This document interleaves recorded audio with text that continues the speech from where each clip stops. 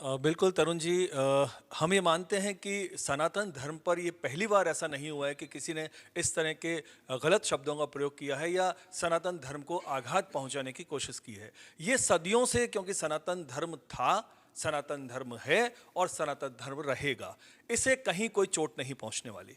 क्योंकि सालों साल पहले अगर हम मुगलों की बात करें तो उन्होंने भी सनातन धर्म को ख़त्म करने की पूरी पूरी कोशिश की थी, लेकिन वो असफल रहे। उसके बाद अंग्रेज़ों ने भी सनातन धर्म को ख़त्म करने की कोशिश की थी, वो भी सफल नहीं हो पाए। क्योंकि हमारे यहाँ पर जो सनातनी लोग हैं वो इतने जबरदस्त लोग हैं कि जब पूरे सनातन संस्कृति के जो वेद पुराण हैं उनको जलाने की कोशिश की गई थी मुगलों के द्वारा भी, तो उन्होंने वो सारे जो वेद पुराण हैं उनको भी कंठस्थ याद कर लिया था और कहीं कोई आंच नहीं आई थी। क्योंकि लगातार इस तरह के जो विवाद हैं वो चलते रहते हैं, हमको इस पर ध्यान नहीं देना चाहिए। और यहाँ पर सबसे बड़ी बात मैं आपको बताना चाहूँगा कि हम अक्सर ये बात करते हैं कि ये धर्म है, वो धर्म है। मैं हमेशा इस बात को ये कहना चाहता हूं कि धर्म जो है वो कभी भी क्रिएट नहीं किया जा सकता, धर्म कभी भी बनाया नहीं जा सकता है। आप सूर्य को दूसरा नहीं बना सकते, आप चंद्रमा दूसरा नहीं बना सकते, ये थे, हैं और रहेंगे।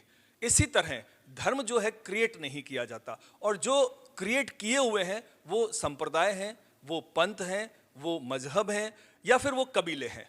हमारा सनातन संस्कृति तो इस तरह का धर्म है जो सबको समानता से देखता है, चाहे वो रहीम हो, चाहे वो रसखान हो, चाहे वो सबरी हो, सभी को समान रूप से दर्जा दिया है। और उनको तो एक समाज ने अपना उच्च स्तर भी दिया है। अगर वो इस तरह की बात करते हैं, मैं उनका नाम भी लेना उचित नहीं समझता, जो ये कह रहे हैं कि समानता का अधिकार नहीं है। अरे समानता का अधिकार तो जितना सनातन धर्म में है उतना कहीं और है ही नहीं। क्योंकि आप अगर शूद्र भी हैं और आपने अगर ज्ञान प्राप्त कर लिया है तो आप ब्राह्मण का दर्जा कहलाएंगे। अगर आप ब्राह्मण हैं और अगर आपने ज्ञान की प्राप्ति नहीं की है तो आप शूद्र कहलाएंगे। तो सनातन धर्म में ना जाति है, ना पात है, ना ऊंच है, ना नीच है, सभी को समानता से देखा गया।